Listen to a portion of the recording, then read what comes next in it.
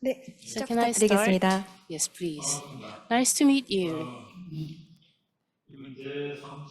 So the third session with the topic of economic security in an era of new geoeconomics will be started now. So along with the excellent panelists, I am really honored to become the moderator for the session. As you are well aware, the Sino-US conflict is getting escalated now, and through the COVID, the international economic order has been changing dramatically. And one of the biggest observations is that the economic security is being focused on from the global stage now.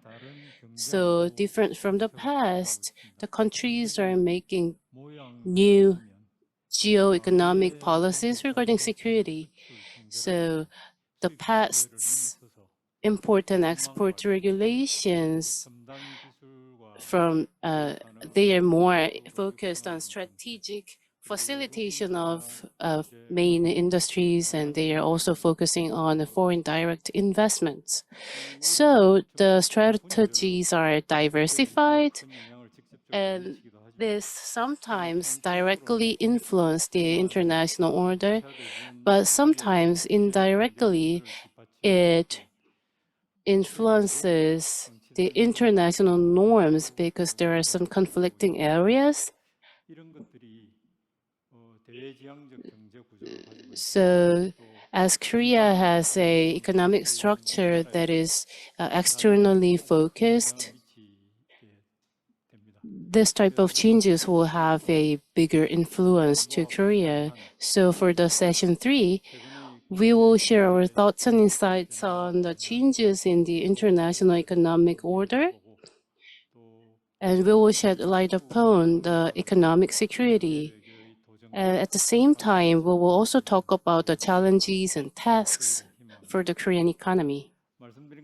As I mentioned before, there are 4 panels for all experts in the economic field. Mr. Kim Hyun-Wook, Secretary to the President for Economic Security. So he will share his thoughts on the Korean economic security. And Mr. Choi Jun-young, Senior Consultant at Yulchon. So he has been the researcher for legislation at the National Assembly for a long time, and today he will shed light upon a variety of challenges and tasks that the Korean economy is faced with.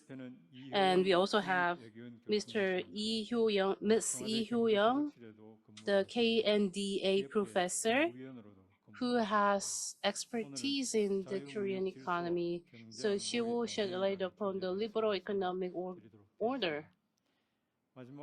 And lastly, we also have Mr. Wonho, Professor and Director at the Center for Economic and Technology Security Studies at KNDA. So prior to joining KNDA, he has worked as a researcher for KEF for a long time. So today he will focus on the implementation of the current implication of the recent changes in the world economic order. So from Mr. Choi Jun-young to Professor Lee Hyo-young, 10 minutes will be given, and Mr. Kim Hyun-wook will be the last presenter for today's session 3. And after the presentations, we will have free discussion for 20 minutes. So the panelists will share more thoughts during the free discussion, and they will add comments on other presenters' discussions. And if the time allows, we will also have an open Q&A session with the audience for about 10 minutes. So this is the basic logistics of the session 3 today. And when you are presenting, please be punctual. The given time is limited. And if you take longer time than the granted time, then it would be quite difficult for us to proceed according to the given time. So please utilize the free discussion time when your granted time is consumed. So let's give the microphone to Mr. Choi Jun-young for discussion. Good afternoon, I am Choi Jun-young, and today I would like to tell you about the things about the economic security. The concept itself is quite outdated, but in 2018, from the Trump administration of the United States, the issue has been emerging regarding the technology control and other relevant institutions of the United States. So as you know, semiconductor and other cutting-edge technologies are controlled tightly. And regarding the countries that are in the same supply chain of the United States, they are really considerate about the current situations, and people say that this is quite natural due to the Sino-US conflict and competition. However, this goes against the big trend in the global economy. So, as many think, this is the end of the globalization, and at the same time, we are faced with the emerging concept of economic security, and there are a lot of relevant risks that are taking places. First of all, the Korean companies are not longer liberal in making decisions because from the US perspective, they're controlling and regulating the fuel cells and semiconductors and the next generation communications or biopharmaceutical products. Regarding these areas, the US government is tightening its control. And the Korean companies have been investing a lot for these areas, but they are tightly controlled from the US government. This is quite general, and everybody knows about it. But the true crisis will begin now. First of all, manufacturing industry has not been a main sector for the global powers. That was the reason that other countries like Korea could be orders from the greater power so that their manufacturing jobs will be guaranteed in Korea. So that was an opportunity for Korea, Taiwan, and China, and other East Asian countries. That was how they grew. However, the US is quite considering about the drain leakage or the loss of job. This is the reason that they are trying to revitalize the manufacturing sector of their countries. This is the biggest risk for Korean companies. Why? Because over the last 2 decades, the Republic of Korea could become one of the biggest economies of the world thanks to the manufacturing sector of Korea. As you know, Korean companies are the fast in making large-scale investments, like trillion unit investment. Regarding the planning and the execution of the investments can be done very quickly in Korea, and China is even quicker in making decisions about large-scale investments, and that was the driving force that the Korean companies could achieve the economy of scale in a very short time so that they can gain a minimal of the profit when they make inroads into the foreign market. And they could successfully manufacture a low-cost product in a short time. That was how Korean economy grew. So in this model, the biggest prerequisite is that the manufactured product can be made anywhere in the world and that can be sold anywhere in the world. But this model is being collapsed now, like fuel cells and semiconductors in many sectors. What's observed is that the market and the manufacturing sector is being integrated. So if you want to sell fuel cell in the United States, you have to have a plant in the United States, and that's the case with Europe too. So for Koreans, the economy of scale is being collapsed because they have to send some to the United States and they have to send some to Europe. So they have to establish new plants all over the world, and the profitability doesn't seem really good. So over the next decade, we can hardly expect any profitability from that overseas plant. That's the biggest threat for the Korean government because the profitability from the past or the profit model from the past cannot function anymore. And the supply chain relevant regulations and controls are being tightened. So Korea has been growing in the global economy, but the framework is now being collapsed. And the other reason is that internally, we don't have any response because our perception cannot catch up the current changes of the global trend.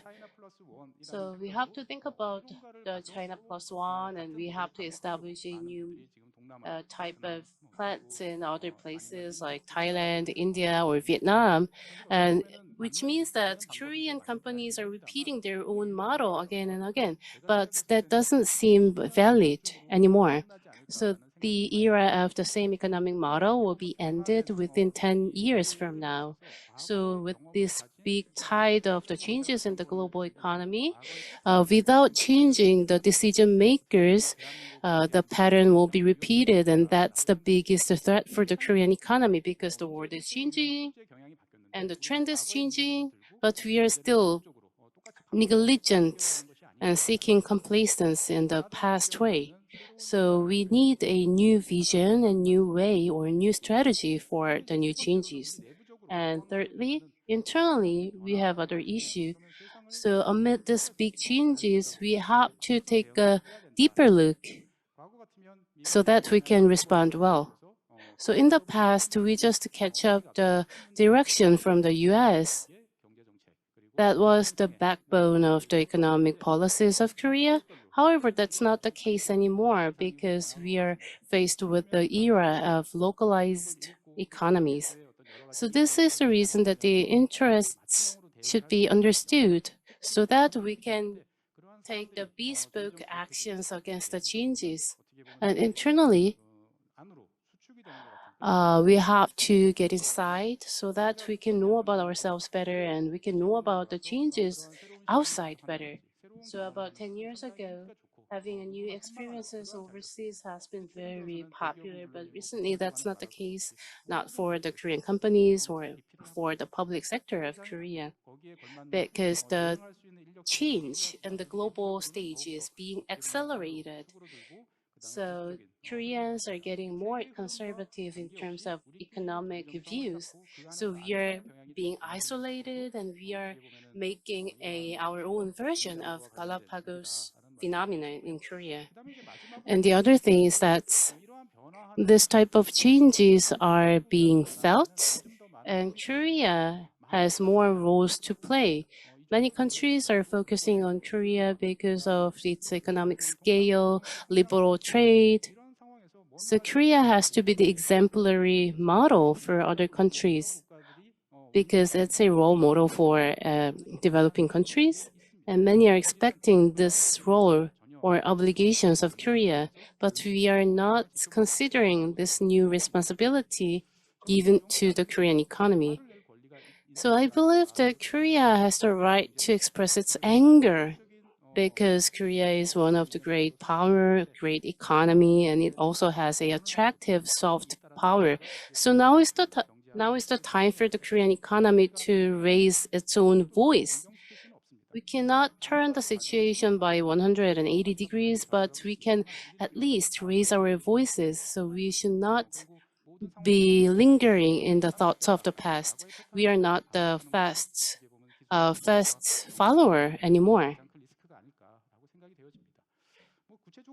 So there are a lot of examples and details, but what I would like to highlight is that from the diplomatic strategies, we have to act according to our scale of economy so that we can fulfill the expectations from other countries. So now is the time for us to escape from the thoughts of the past. We have to go beyond the framework of the Korean Peninsula. So we have to cooperate with other countries for mutual growth, and we have to realize the joint prosperity. Now is the time to change our thoughts and make paradigm shift in terms of economic policies. So we have to change our perspective to interpret the world. We have to catch up with the changes in the economic trend. Thank you.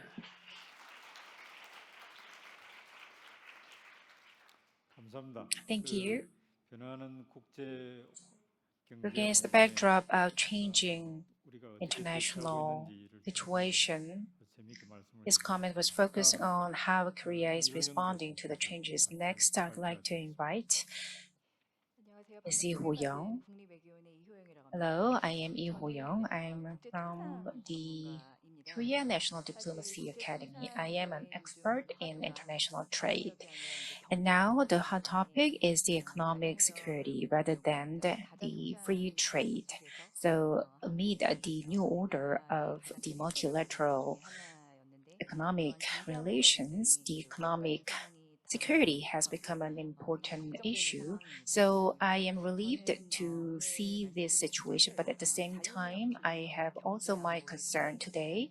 We are talking about the liberal alliances and the economic alliances. Or those two can be equally in operation together.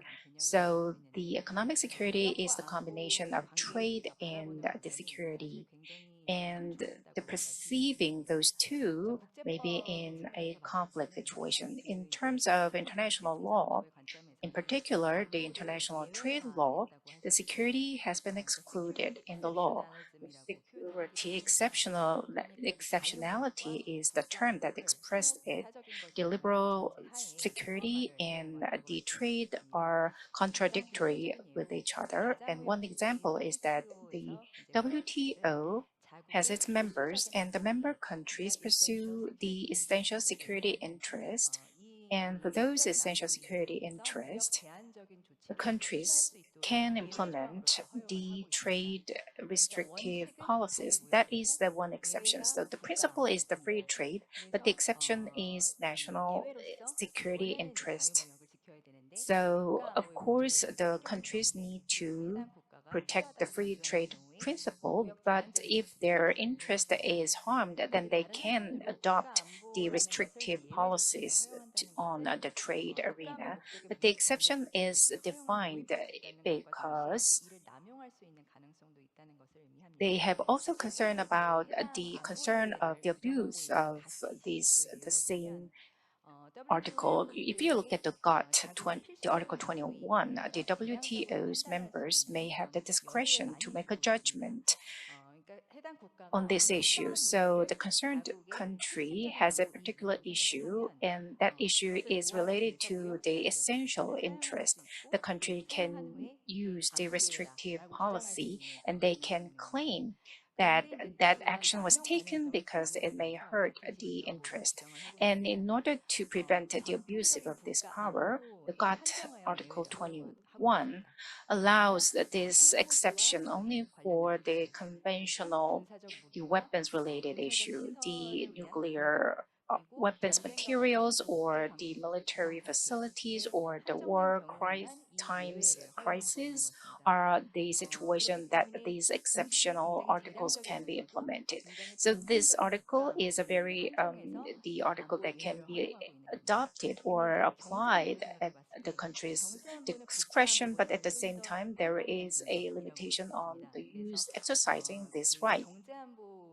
When it comes to economic security, we've got Article 21 and the WTO's regulation can be allowed, but we can ask this question, but the situation is very difficult. There aren't many precedents, but one example case is that the US has the tariff 2323. So they say it's still, they impose 25% of import tariff. And for that action, Korea, China, and the European countries were subject to this tariff rule. And one country raised an issue at a court about the infringement of their own interest in the import tariff of the US was found to be the violation of GATT and WTO's regulation.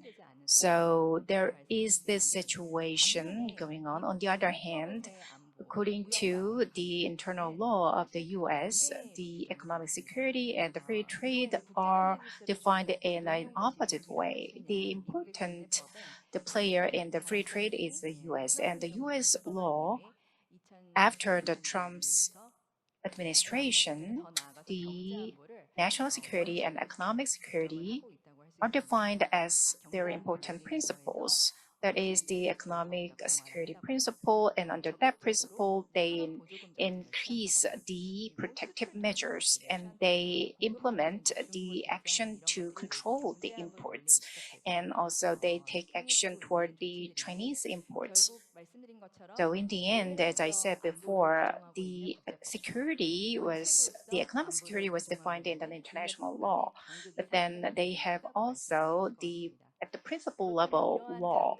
And though there are a big gap between the two, then how can we reduce the gap? If going forward, that the reduction of the gap is a task for the future generation. The US should have a legitimacy to claim its own the economic security, and they have owned the relevancy to claim that. Now, what US is doing is not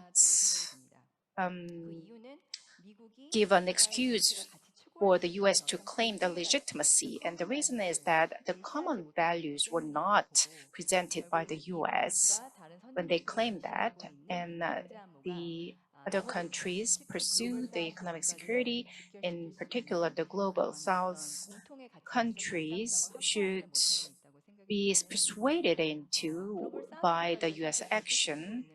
But then what is the common value that unites the global South? That should be the inclusivity and the sustainability and the sustainable support for the global South economic development. So the inclusivity and sustainability are the common values that are important for the global South.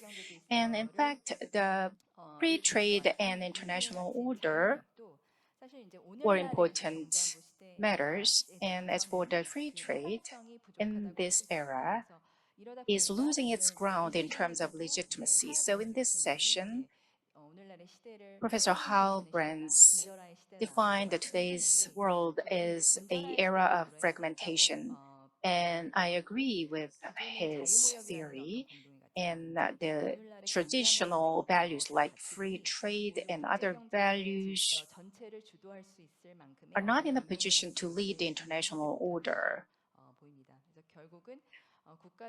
So the countries have their different own values, and according to that values, the countries may form another type of alliances. So we also, Korea, also need to pursue our own alliances based on the values and with like-minded countries. So how can we respond to these new changes in order to prevent the fragmentation of order? Some people argue for the re-globalization. The prime example is that the Secretary General Ngozi of WTO raised this.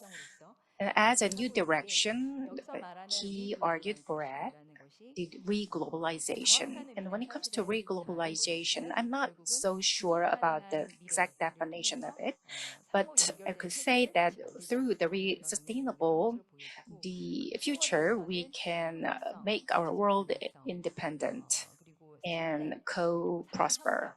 And trust and cooperation are raised as an important values. So through the globalization, we have seen some problems like inequality. So we have to address the inequality issue. Otherwise, we cannot really unite with the many players in the world. So we need to also pursue the inclusive policy toward the developing countries. The inclusivity is an instrumental in the policy toward the developing countries. So in this context, China is emerging. So the core to the reglobalization is the question of how we can define the relations between other countries in terms of economic security. As you know well, the largest trade partners are the US and China. They are the largest partner and the second largest partner, respectively. So, how to manage the relationship with China is very important. And also, it is very important to maintain the good relationship with the US. So, a lot of interest depend on those relations. So, in these circumstances, we now emphasize that the trade security concept.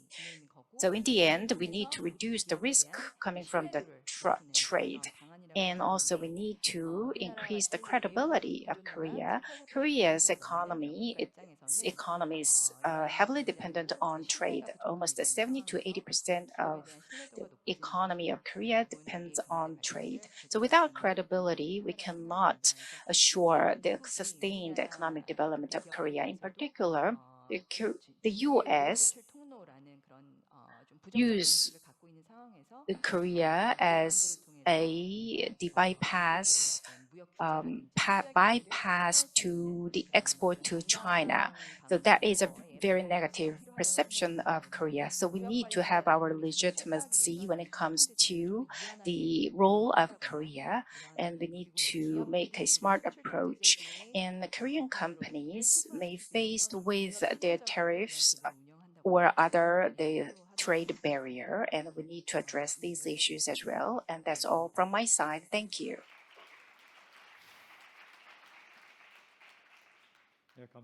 Thank you. So her remarks were about the international trade and international economic security. So how can we accept it and how can we establish the new order? And we will invite the next speaker of Mr. Wonho. Good afternoon. I am Wonho, the professor at the Center for Economic and Technology Security Studies at KNDA. So regarding the changes in the economic security environment, it's being separated and the blocks are being established. And regarding this, I would like to also share my thoughts on the future potential of the Korean economy. So regarding the US-Sino conflict, in a nutshell, the countries are taking the posture of de-risking, which means that they are trying to minimize the risks that can be posed by being exposed to the external changes in the economy.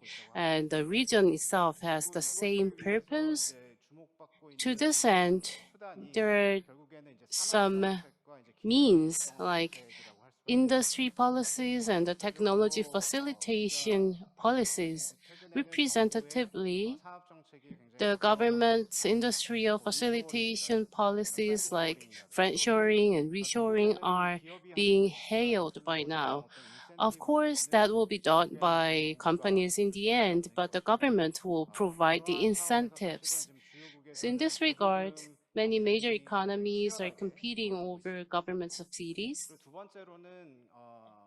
And secondly, multilateralism is being decreased while we are focusing more on bilateralism these days. As the WTO system is paralyzed and the international rules are also being paralyzed under the circumstances, the countries are focusing more on the trust and value when they are choosing their potential partners.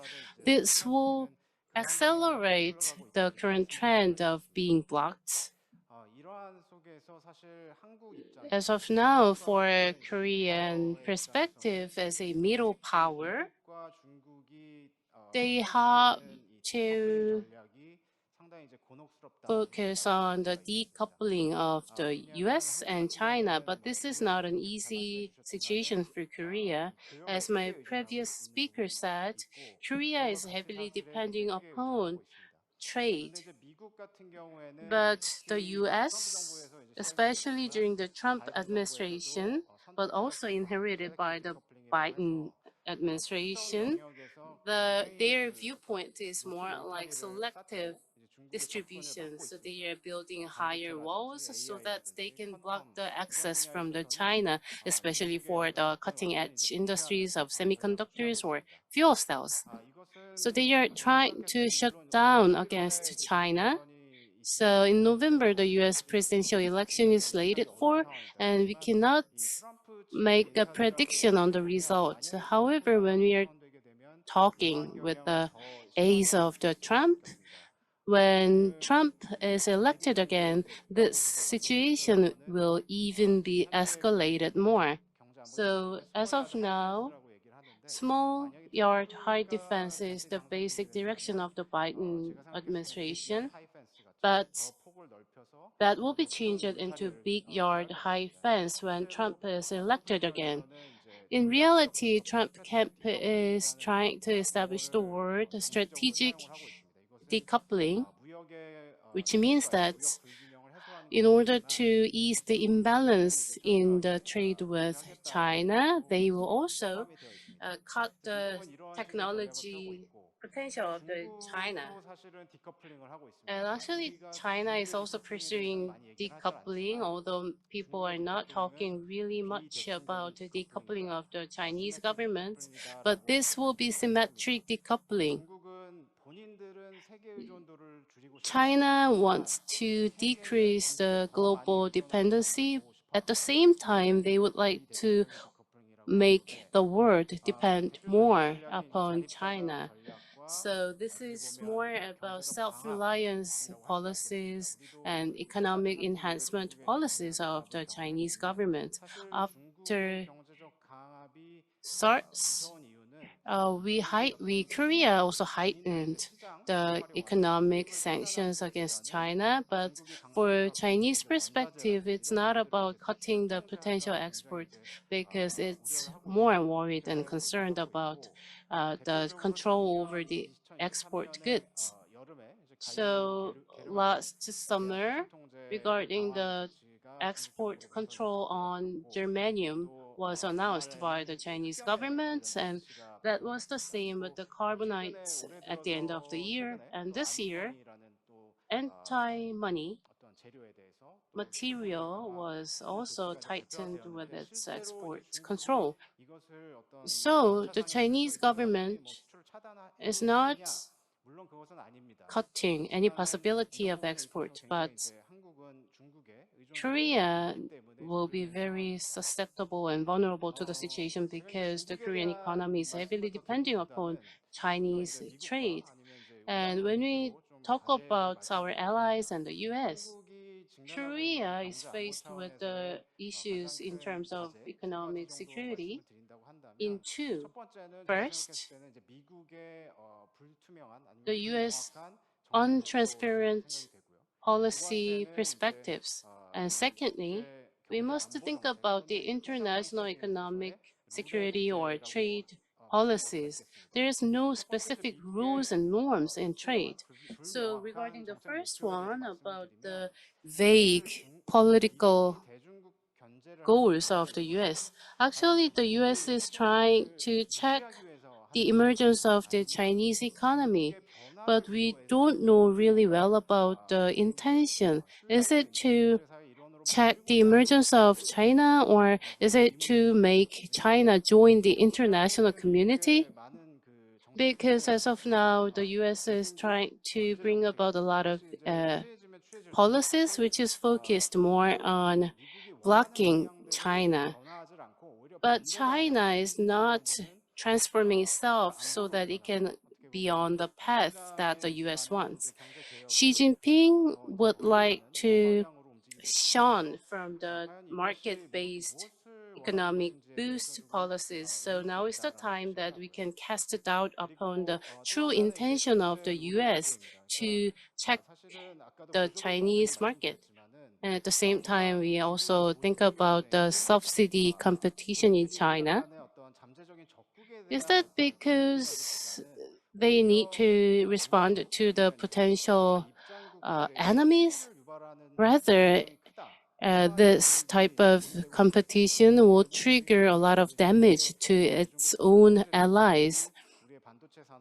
Because for Korea, the semiconductor industries or fuel cell industries are damaged from the external sanctions. This is one challenge for the Korean economy. And the other thing that we must consider is that this subsidy competition is being escalated, and under the circumstances, can we maintain our own competitiveness?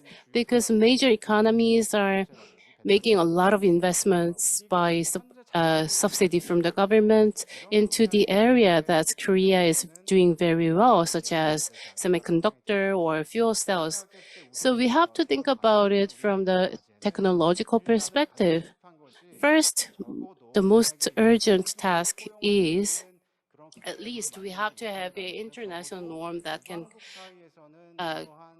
include and encompass all the allies. But if we cannot do this, we have to set a new set of rules, or we can launch a new organization so that this subsidy competition will harm no country.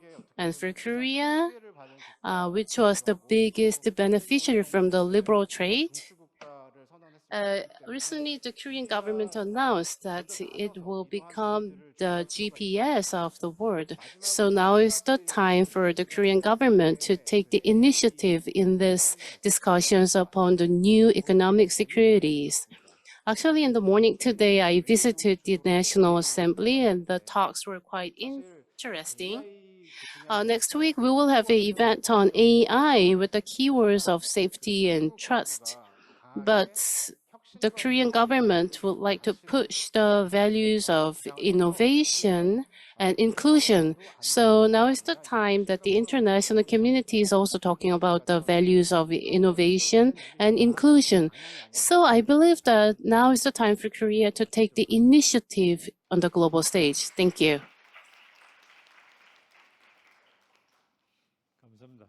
Thank you.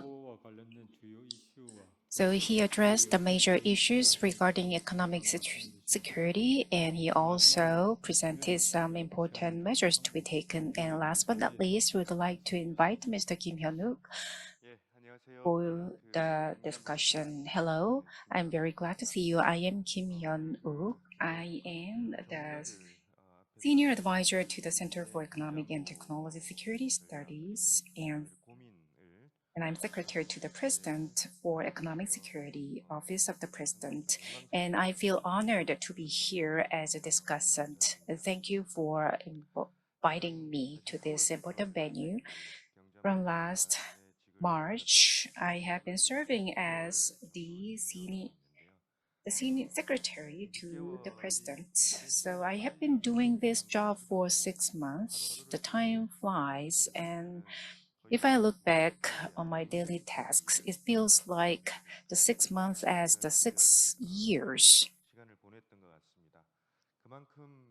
This implies that in recent time, the economic issues have emerged a lot, and as previous panelists mentioned, from a diverse perspectives, Korea's industry and economy may be influenced by many economic security related issues. So we have to make a sound judgment of the current situation, and we need to respond appropriately to the new changes. And also we need to think about what the national interests are. So all these are considered to come up with the national economic policy. So we are working with the line ministries. So, and I feel that we don't have much time. And as previous panelists mentioned, this year would observe the presidential election in the US. And we may expect a new challenge that has not been expected before. So like was said before, the principle and strategy come all the more important.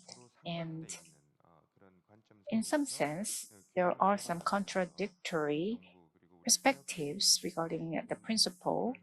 So the companies may be in a very tough and challenging situation after the presidential election. So as for the concept of economic security and the background of why the economic security have emerged so much need to be addressed before I come to this venue. I have felt that I need to talk about those, but the previous panelists have already addressed well. So I have taken some note of the points that I would like to mention as I listen to the previous panelist discussions. So I'll from now talk about my opinion, and I'll also keep stock of the points that have been made by other panelists. So these are very valuable input. And we are faced with rapid changes, and the Korean government is making the strategy in response to the changes. And so I will mainly talk about the Korean government's strategy. The Yoon administration, in June of last year, so announced that the new vision and the new strategy with a focus on our goal to become the global pivotal state. And in that vision, the national interest should be secured proactively, and that was stated in that vision. And the previous panelist said the Koreans have a right to express anger, then rather I would say we, the Korean government, is making proactive action to the new changes. The strengthening the relation with the US and restoring the relation with the US and the building a new partnership with the Global South and the Pacific, the island countries, are all important in light of national interests. And all these activities are implemented to promote the Korea's national interest. And of course, the national interests of Korea, the US, and Japan may not always be aligned with one another. For example, the IAE or the export control to China would be a good example. So our goal is to minimize the possibility of hurting the relation with China, and at the same time, we need to secure the strategic advantages from the relationship. So I would like to address some of the progress that we have made. So I already mentioned the RRA of the US government, although I did not express our anger, but we, the Korean government, worked actively, and we have included our companies into the list of the benefits from the IRA. So with that, the EV cars and batteries export have recorded the growth in terms of the volume in the trade with the US. And if there is any components or parts that have been supplied from the other countries, maybe the exemption from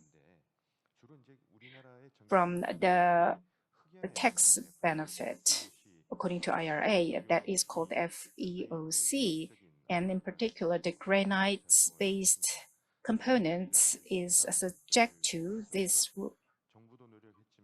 article, and we conducted a negotiation with the counterparts at the US government.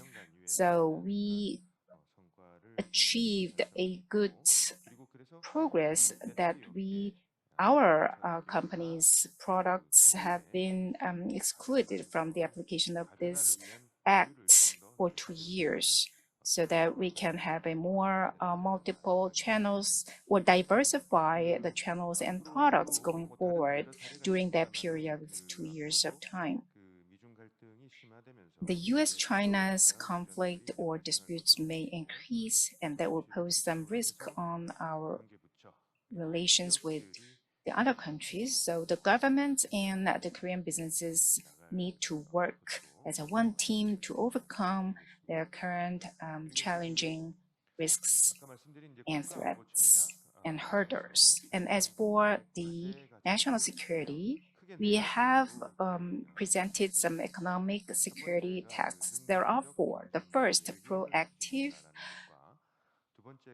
economic security diplomacy, and second of all, having the core capability, and the third one is key product development and technology development, and the fourth one is the low carbon economy transition.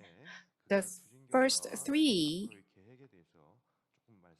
should be mentioned first, in my opinion. The first of all, I'd like to say that the networking of the security in terms of economy and trade, and we need to institutionalize this type of network. Korea-US and Korea-Japan, the new economic lines have been established, and with that, the supply chain and the core technologies are the area where we have established a firm network with these countries. And also with Netherlands, Canada, Australia, and the UK, and also our new partners, Netherlands and including the New Zealand as well, are the countries that we expand our economic cooperation fast.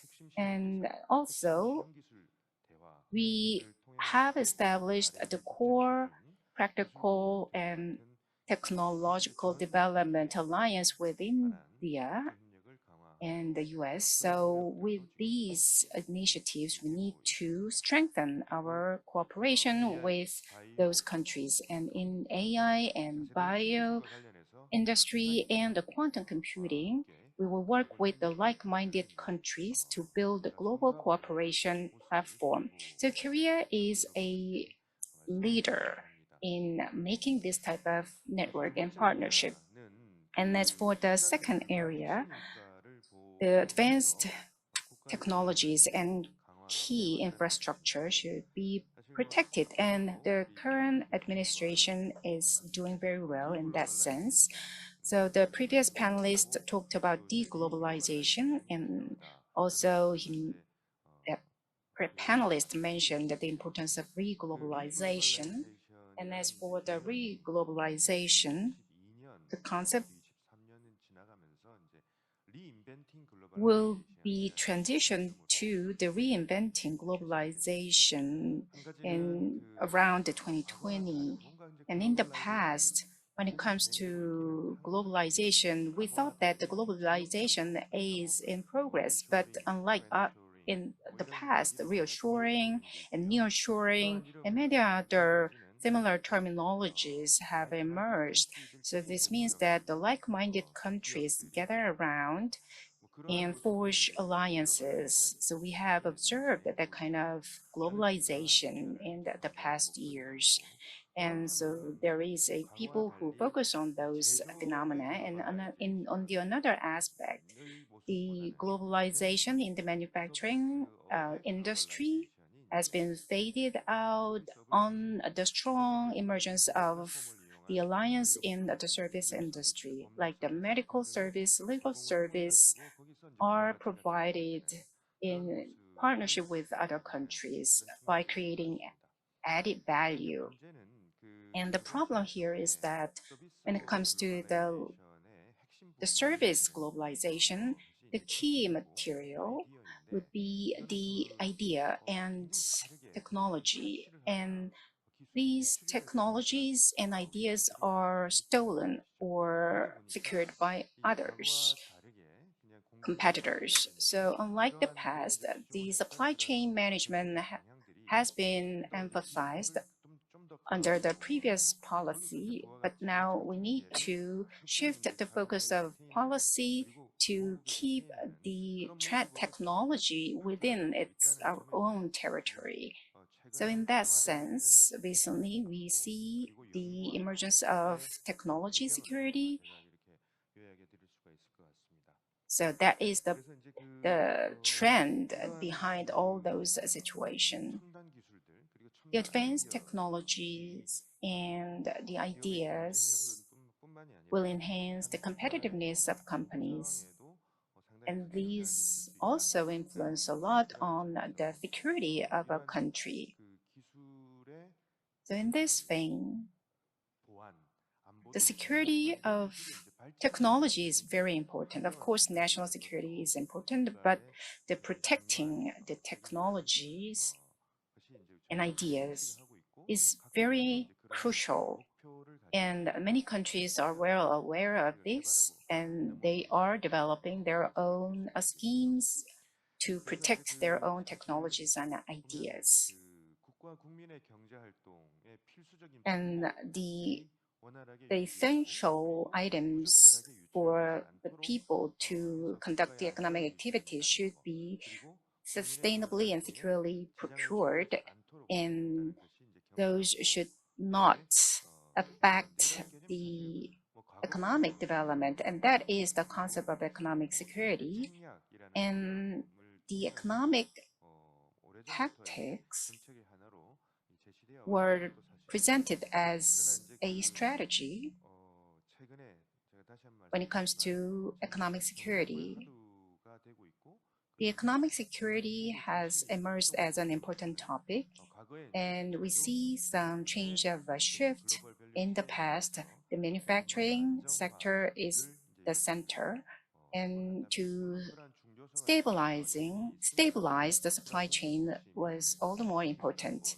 But now the gravity has been shifted toward the technology, security, and many people are discussing about the importance of technology and security, the supercomputing, bio industry, and the quantum computing, and many other scientific areas. The countries are working together to secure their own technologies. And I observed a very specific phenomenon among the advanced technological areas. Korea is ahead of other countries in some areas, but in other areas, Korea is behind other countries. The international discussions may be led by the US or the EU. So those countries lead the discussions on those technological security matters, and they tend to invite Korea in those discussions, in those forums. So considering this situation, I would say that the Korean companies' technological level have been elevated a lot in recent years, and the Korean companies' technologies may be developed in many more areas.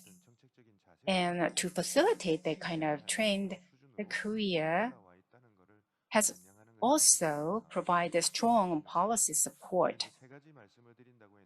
So I said that I would like to mention three things, and I have so far mentioned two things out of three. So in the Q&A session and pre-discussion, I would like to add my comment on the supply chain management if the time allows. Thank you very much. Thank you. So regarding economic security, the Korean government's response were presented by Mr. Kim Hyun-Wook. So along with the four panelists, all presentations were made and all were punctual. Thank you. So I announced that there will be 20-minute free discussion. So as I announced before, if you have any comments or feedback to other panelists, please feel free to do that. Or if you have anything that you would like to add to your own presentation, please feel free to express your own thoughts. But different topics and different focus, the presentations were made. However, there are a lot of common things. For example, many talked about the collapse of the international order that creates a lot of conflicts. As Professor John Chet said, the localization is the mainstream of the global trend, and Ms. Hyo-young said de-localization were presented. De-globalization was presented, and small-scale multilateral or bilateral framework will be the new trend. And Mr. Kim also said that different types of networks are being established now, and the Korean government needs to respond to this change of the trend. So as many panelists said, the separation situation is taking place, and this will impede the economic efficiency of the companies. And from the policy perspective, the predictability will be decreased, and this will be more difficult for the policymakers. So if we lead the making of the, it's really hard for the Korean government to lead the making of the new rules because we're middle power.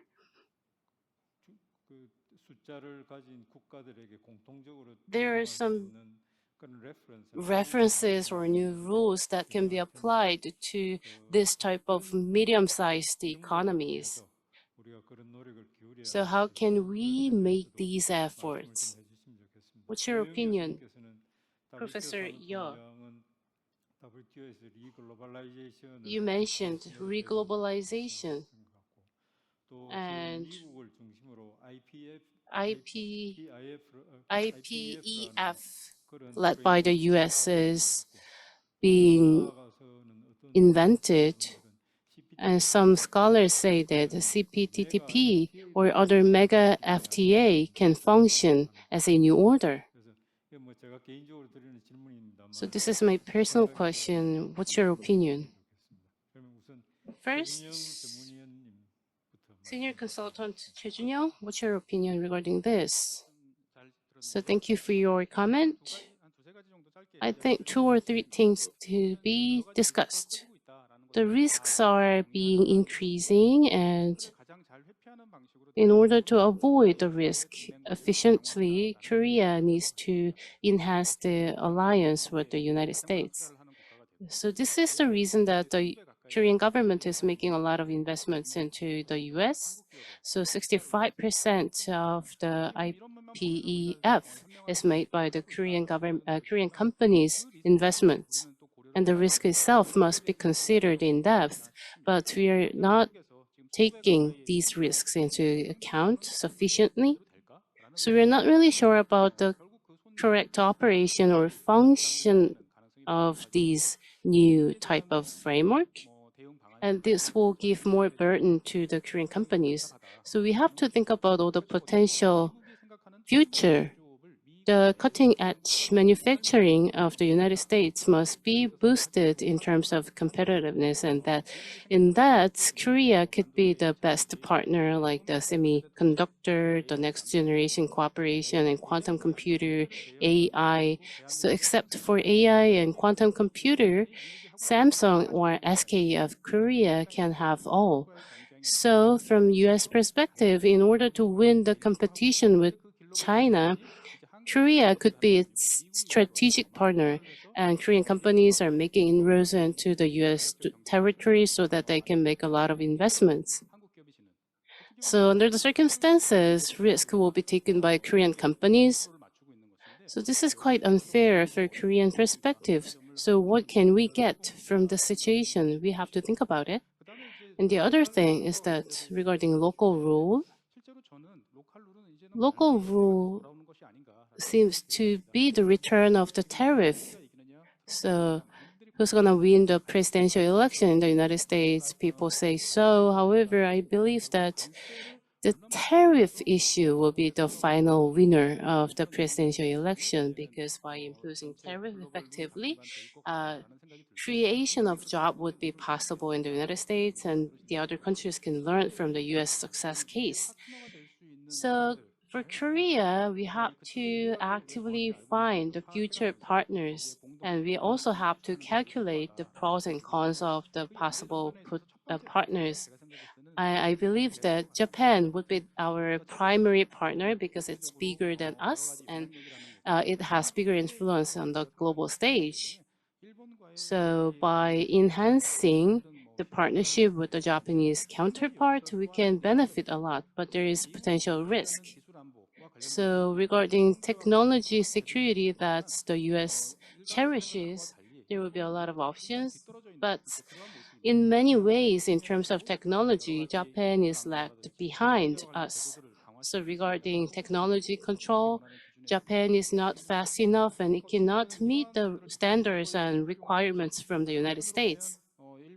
And on the other hand, Japan is transferring a lot of technology to China, so Korea needs to control the situation and we can take the initiative.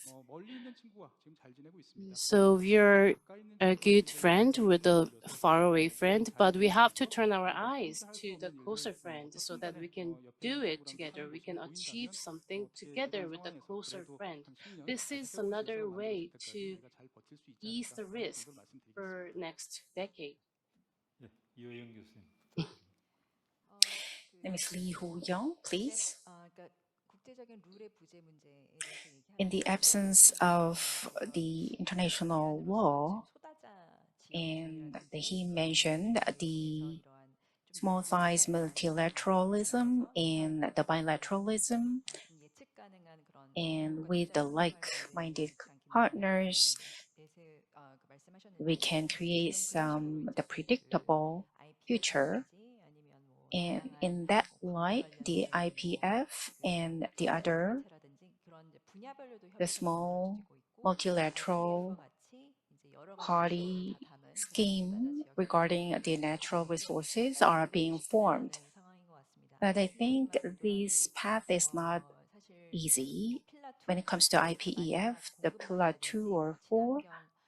For example, the last end of the supply chain and the pillars that are not under restriction are included. But as for the pillar 1, in particular related to the digital world rule, they are not included. So even though this is a multilateral scheme without restriction, but it is very difficult. They cannot build a consensus, and the US is not leading this venue. So even the rules based on a particular region is very hard to be established. And under the President Biden's leadership, these types of efforts are being made. But if we think about the president of Trump in office, this type of effort is all the more difficult to be realized. So this concerns me. Under the circumstances, the advanced countries try to exert its influences, and they depend on their domestic laws. It has a long history, and the prime example is that the US tried to control the semiconductor export, and they control if they control the semiconductor export for the domestic countries, then the domestic countries will be in a disadvantaged situation. So they try to control this law's effects and the limiting the scope of the effect of the law within its own territory. And in order to protect its own market, the US tried to impose the tax on the environment, but then they tried to apply the domestic law to the other territory. So by leveraging their domestic law to be applied to the other territories, they try to protect its own interest. So the current regional dynamics could not overcome the current challenges. And that's all from my side. I don't have any good alternatives. So Mr. Choi and Mr. Kim mentioned that the Korean status is heightened than before. So the areas that the major economies are interested in, we have secured the technology, and from external world, Korea is evaluated very high. So although Korea is not perfect, when they want, they can achieve anything. This is the basic evaluation from the external world, and this is quite a good environment for Korea. However, at the same time, the US is trying to attack the Chinese market with the term of small yard. But in this small yard, more major industries for Korea are in, such as semiconductors. So as Professor Lee said, the application of domestic law to the external world is the big issue now, especially for the Korean companies. And in my opinion, as Mr. Kim said, so far, the Korean government has been focused on the international cooperation, and the Korean government has been institutionalizing this type of cooperations, and there were some advantages and profits. However, from now on, the Korean government must focus on, especially from US perspective, when they are applying a evaluation standard, they made TIED. So with this TIED technology standard, Korea has the institution of facilitating and protecting the technology industry. However, in terms of protecting the core infrastructure or data, the Korean government's effort is not sufficient, especially regarding the ICT industries and imports control and the investment evaluation, not only international cooperation, but also domestic supplementary actions must be taken. Thank you. 감사합니다. 김미세 의원님. Thank you, Mr. Kim. Like the doctor said, the Korean government and the public institutions should protect the technologies of the private sector, and that is a very important task going forward. And many people are now aware of the importance of that. In the past, companies rejected the foreign investment on the Korean peninsula, on Korea, and there was an obligation to report to the government. And if there is a M&A going on that concerns people, then the Koreans depended on the government forces to prevent that kind of aggressive M&A from happening. And some people argue for that kind of action. Still, when it comes to trade security, I intended to share my thoughts what needs to be improved. Of course, the brain drain in technology area is and the unjust leakage of the research results and many other problems exist. So the regulation and the report system on that kind of activities should be established. So we try to do that, but then there is some strong resistance against that kind of government intervention. Still, we hear that kind of strong voices. So people are expressing their concern, and the corporates are worried about the government action may hurt the productivity and efficiency of their businesses.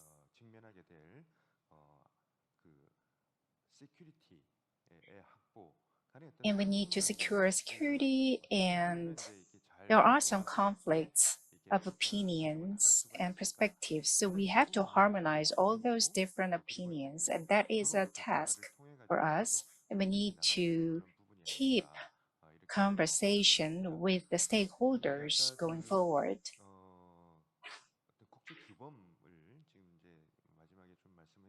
And there was a discussion about the international norm and rule. And rather than the trade, I want to focus on the finance regulation, which has been my career in the past. In the past, when I take an example of financial regulation before the financial crisis, so people have different and conflict opinion about financial regulation, the insury or futures, and the different financial sectors were fragmented, and per sector, the regulation was discussed, but still there are some gray area when it comes to regulation on the financial sector. But then the financial sector has emerged as a very important segment in the daily life of people. So people are raising the voice to introduce some kind of regulation on the financial sector. So we have established the good regulations on the financial sector, I believe, concerning the economic security or the trade, international trade, under the rapidly changing situation. So we need to also think about the economic security. So all those factors will be linked with one another, and we need to discuss all those. And in those discussions, the Korean government's diplomacy should refrain from taking the conservative and passive action. And before, the well-known diplomats and the politicians have mentioned this. There is a saying that when you don't see your seat on the table, it means that you are on the top of the hierarchy. The Tony Blank emphasized this on the Moonhan's security dialogue. And this means that when people enter the discussion, if a person is not invited to a table as a guest, that the menu on the table would be just useless, and that person is just a scapegoat. And that's an analogy to the political and diplomatic situation. So we, Korea, need to be proactive and actively engage in other countries in the diplomatic arena. So that way is our way to go, and we need to raise our voices on the international venue, and that is my point. Thank you very much. So regarding the international economic order, there are some changes, and this brings about a lot of difficulties for us. But under these difficulties, there are potential of exercising our capacity as a Korean government or Korean economy. So under the circumstances, we can take actions in an active and aggressive way. Thank you. So you have been very punctual, so we can have some time to have Q&A with the audience for about 15 minutes from now. So if you have any questions, please raise your hand. So when you ask questions, please introduce yourselves and please within 2 minutes, please. Thank you. So 3 questions will be received from here. Raise your hand.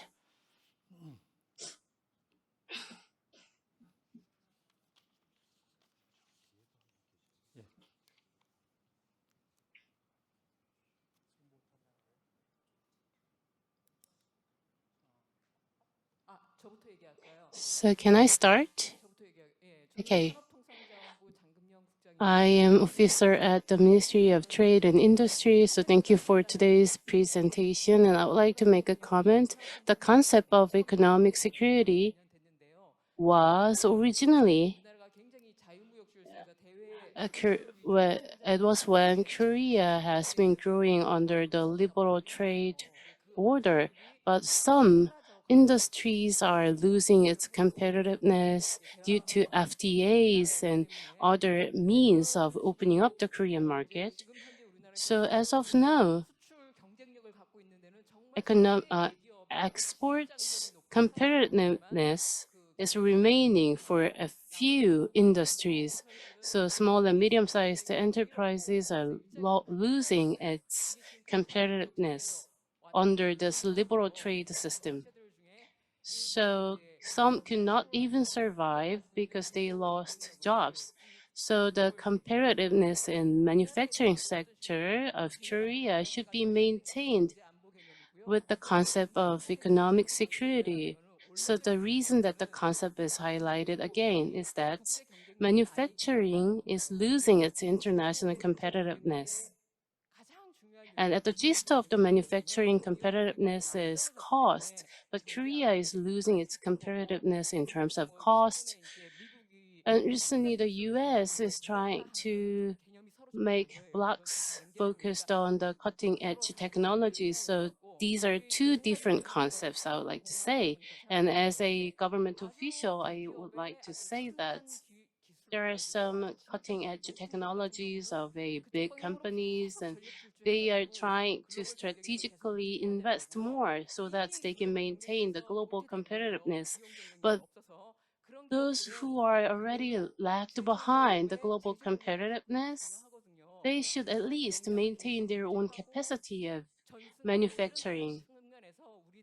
So in this regard, in the domestic situation, we have to focus on economic security, although there are nothing big that the government can do to these companies. So the companies must maintain their own status in the picture of economic security, although they already lost export competitiveness. They have to maintain their domestic dominance. But parallelly, they have to cut down their cost for manufacturing. So this is the task for the Korean companies to survive in this era of global competition. So the domestic base must be maintained. At the same time, they have to make inroads into the global market. So this should be basically 2-track approach. Thank you.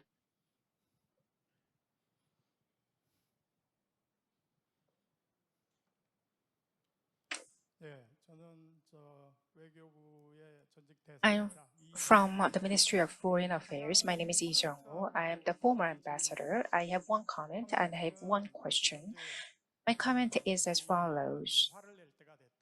And it's a time for us to express our anger. We need to participate in the rule setting dialogue. And I heard a lot about that kind of discussions. And as for the rule setting, and I think we need 2 things to be considered. One thing is that And as for the subsidy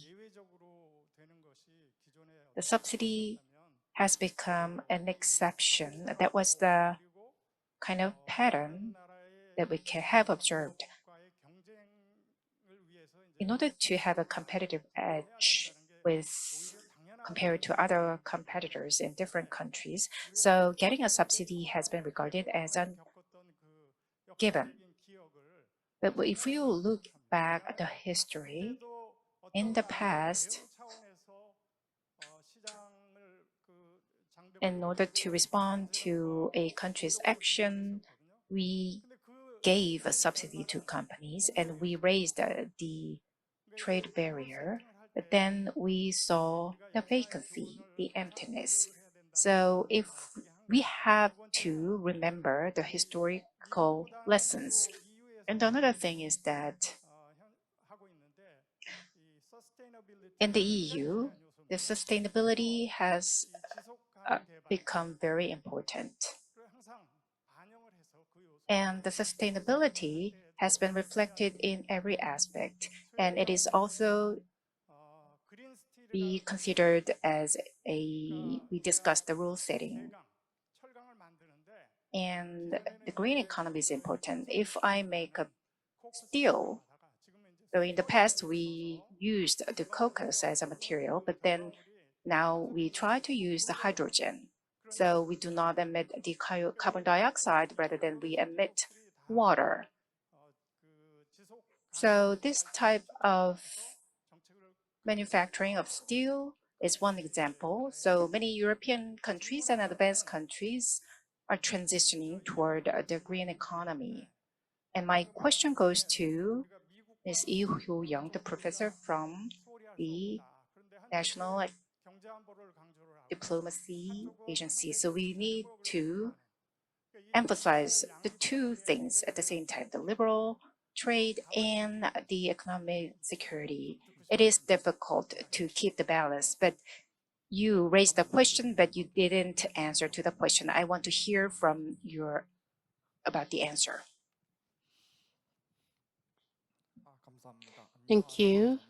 I am very interested in the trade issue, and I'm a student at Korea University. Prior to my question, please understand if my understanding is not really correct. I'm very nervous, but for Korea, batteries and EVs and other cutting-edge technologies are being exported now, and there are a lot of obstacles, but Korea is anyway surviving in this competition. So these type of cutting-edge technologies and industries, it's really important to secure the resources. For fuel cell, lithium matters. And Australia is producing lithium, but mostly Chile and Argentina or other global south has a lot of reserves of lithium. And regarding the supply of resources, there are a lot of issues and difficulties, and that can trigger a lot of difficulties for industries too. So my question is, in order to apply the cutting-edge technology, we have to secure the resources needed for the technology. So if Korea would like to utilize this type of cutting-edge technology, if the securing of resources can be a big difficulty, and what about the regulations regarding the securing of the resources needed for the cutting-edge technology? This question goes to Mr. Kim Hyun-wook. So I would be delighted if I can hear the answers from Mr. Kim Hyun-wook and other panelists. Thank you. And there was one question to Professor Lee Hyo-young. And Professor Lee, please. So I try to not to answer the question, but you pinpoint the question to be answered. China is propagating the claim of the free trade promoter. And rather than they truly believe in the free trade system, they have benefited from the free trade system. So they argue for the existing, the multilateral free trade system. That's the Chinese judgment. And the US tried to introduce new rule by disrupting the free trade system. And that situation is not favorable to China. So I think China is saying under these circumstances, and the US is pursuing the economic security policies. The many developing countries and global south are reacting to the current US policy.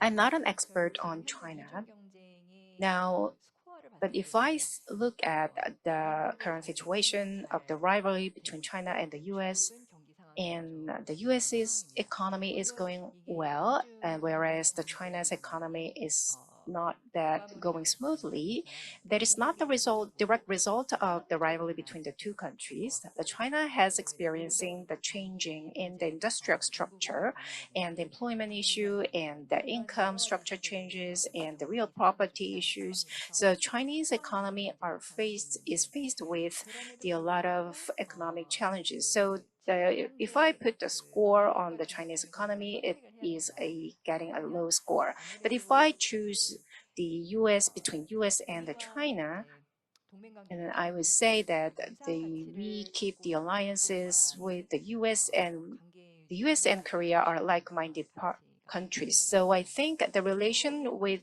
the United States is all the more important. Of course, the relationship with China is important and the Chinese market is important, but we need to take an approach on a multilateral level dimensions. So of course, we had to take the similar approach with the US when it comes to China, but we have to protect our technological proprieties and economic security as well.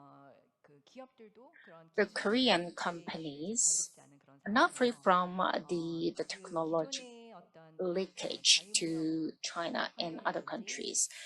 When we look at the existing market system, it does not have a good protection system when it comes to technological propriety. So we need to introduce the proper system and institutions, and we need to secure the trade security, and we need to conduct the trade in a manner that we can protect our own interest, and we need to, in that sense, set a new rule. And fundamentally, in regard to the relationship with the US, we need to strengthen the cooperation with the US in the AI and many other advanced technologies. And the US market is very important. And the relationship with the US in that sense is important in many areas. And as for the China's market, and we need to think about the technological propriety protection. So we need to introduce some protective measures when it comes to the relationship with China. And that's all from my side. So we don't have enough time, but I will go briefly over your question. So people say that the US-Sino conflict and competition is escalated, and how can we position as a Korean economy? This is quite an important issue, and regarding the question from the Korea University student, we have to think about how to utilize the mineral resources or core resources for technology. So as of now, the Korean government manages core minerals, and the items of the products are more than 290. And regarding the material for these products, we are heavily depending upon Chinese export. So when we sell the products that are manufactured in Korea, China could be potential market, which is quite big and which is still meaningful. But the supplier of these type of mineral material is also China. So it's not like excluding China as a potential partner.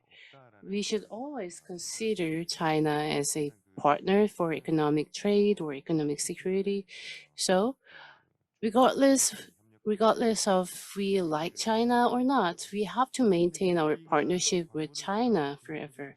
And the gist of your question was mineral resources, and most of the mineral resources are from China or other countries because the area of Korean territory is quite small and the reserves of the mineral resources are quite lack. So from early age, we learned at school that Korea lacks the resources reserved in its land. And the other thing is that in the era of liberal trade, which persisted for a long time, like DEF, diesel exhaust fluid, of course we can make it, but the cost for unit price would be quite higher than China. This was the reason that we imported DEF from China, and the dependency upon China is at 97% for batteries, which is granite, which is one of the major material for fuel cell. But when we refine this material, there is a issue of environmental contamination. This was the reason that we imported from China. That was the system that we already established it.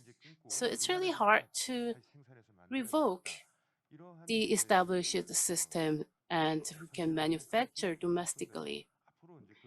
So this actually goes against the direction that the Korean government is pursuing.